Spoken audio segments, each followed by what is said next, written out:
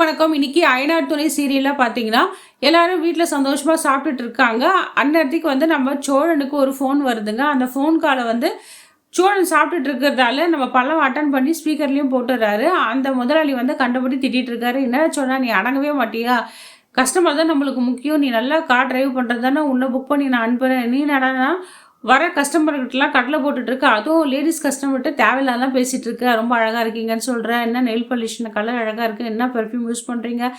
தேவையில்லாத வார்த்தையில எதுக்குடா பேசுற? அவங்களாம் கம்ப்ளைண்ட் பண்றாங்கடா. அப்புறம் நம்ம டிராவல்ஸ் பத்தி என்ன நினைப்பாங்க? நான் உன்னை என்னவோ நினைச்சேன். போடா ஸ்டோடா அப்படின்னு திட்டுறாரு. இதை கேட்டு எல்லாரும் ஷாக் ஆகி கோவப்படுறாங்க. அதுக்கு பாண்டியன்னு சொல்ற, நீ திருந்தவே மாட்டடா.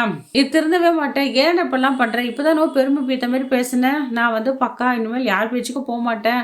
லேடிஸ் கிட்டலாம் பேச மாட்டேன். வீண் தகராறுலாம் பண்ண மாட்டேன்னு சொன்னேன். இப்போ என்ன கிழின்னு கிழிக்கிறாரு முதலாளின்னு சொல்லிட்டு எல்லாம் திட்டுறாங்க. நிலாவும் கோவப்பட்டு அந்த இடத்துல போயிடுறாங்க. நம்ம சேரனும் முறைச்சிக்கிட்டு போயிடுறாங்க. யாருமே அவர்கிட்ட பேசல. பல்லவனுக்கு ஒரு பக்கம் நல்லா ஜாலியாக இருக்குது. இதெல்லாம் வேணும் போ, கடைசி வரைக்கும் நீ சன்னியாசியாக தான் இருக்க போகிற. அண்ணி உன் கூட சேராதுன்னு சொல்கிற மாதிரி சொல்லிட்டு போகிறாரு. நம்ம சேரனும் சொல்கிறாரு, இந்த பல்லவன் பலே ஆளுப்பா, என்ன வேலை பண்ணான்னு தெரியுமா அப்படின்னு சொல்கிறாரு. அப்படின்னா பண்ணா அப்படின்னு கேட்குறாங்க. இங்கே சேரன் சந்தா கிட்ட சந்தாவோட ஃபோட்டோ பார்த்துட்டு இருக்காரு தன் ஃபோனில். இதை பார்த்து எல்லாரும் கலாய்ச்சிட்டு இருக்காங்க. அந்த நேரத்தில் சோழன் கலாய்க்கிறான். சந்தா வச்சு சேரனை கலாய்க்கிறாரு. நீலாவும் சொல்கிறேன், இந்த சோழன் பெரிய ஆளுப்பா, நேற்று என்ன திரும்ப பண்ணால் சைட்டுக்கு வந்தான்ப்பா, என்னை பார்க்க வந்தான்ப்பா. பார்க்க வந்துட்டு என்ன பண்ணுறான், நிலா கிட்ட ஒரு வார்த்தை அன்பாக பேசுகிறேன்னு சொல்லிட்டு ஒரு கெட்ட வார்த்தை சொல்லி கொடுத்துட்டான்ப்பா சந்தாக்கு. சந்தாவும் அது சொல்லிடுச்சு. அப்புறமா தான் நான் சொல்லி கொடுத்தேன் அது தப்புன்ட்டு, இவனை நம்பாதப்பான்னு சொல்கிறாங்க. எல்லோரும் ஜாலியாக சிரிச்சிட்டு இருக்காங்க. அந்த நேரத்தில் நம்ம நிலா கிட்ட பல்லவன் பேசுகிறாரு. அண்ணி நம்ம கூட கொஞ்சம் பேசணுன்றாரு. சொல்லு பல்லவா அப்படின்னு சொல்கிறாங்க. அண்ணி நான் நீங்கள் கோயிலுக்கு கூட்டின்னு போயிட்டு எனக்கு எல்லா அட்வைஸ்லாம் பண்ணீங்களே, அதெல்லாம் நினச்சி எனக்கு ரொம்ப சந்தோஷமாக இருக்கு அண்ணி.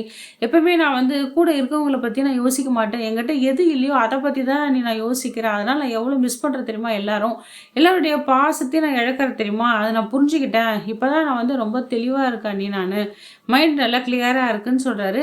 சரி பல்லவா, அதை தான் நானும் எதிர்பார்க்குறேன். நீ நல்லா படி, ஃப்யூச்சரில் நல்லா பெரிய ஆளாக வரணும், அதான் எங்களை எல்லாருடைய ஆசை அப்படின்னு சொல்லியிருக்காங்க. இவங்க ரெண்டு பேர் பேசுகிறத நம்ம சேரனும் பார்த்து ரசித்து சிரிச்சிட்டு இருக்காரு.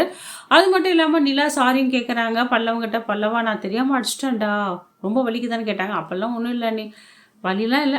வலிலாம் இல்லைன்னு சொல்ல மாட்டேன், ஆனால் வலிக்குது, இருந்தாலும் பரவாயில்ல அண்ணி தானே நீங்கள் அடித்தா, நான் தப்பு பண்ண நீங்கள் அடிச்சிங்க, உங்களுக்கு எல்லா உரிமை இருக்குதுன்னு சொல்கிறாங்க. அப்புறம் பல்லவனுக்கு ஒரு கிஃப்ட் வாட்சாக கொடுக்குறாங்க. அதை பார்த்து சந்தோஷம் அடைகிறாரு. நம்ம பல்லவன் நான் எல்லாருக்கே வாட்சின்னு சொல்லிட்டு இதை கட்டிட்டு எல்லாருக்கிட்டையும் சீன் போட்டு காட்டிட்டு இருக்காரு. அதனால சோழன் வர நிலா கிட்ட பேச, ஆனால் சோழனை பார்த்தா நம்ம நிலா மூஞ்ச திருப்பிக்கிறாங்க. ஏன்னா இவர் இப்போ தான் திருந்து வரன்னு பார்த்தா இவர் மேலும் மேலும் இதுமாதிரி தப்பு பண்ணிகிட்டே இருக்காரு. தேவையில்லாத எல்லார்கிட்டையும் பேசி இவரே தாழ்த்திக்கிறாரு நம்ம சோழன்.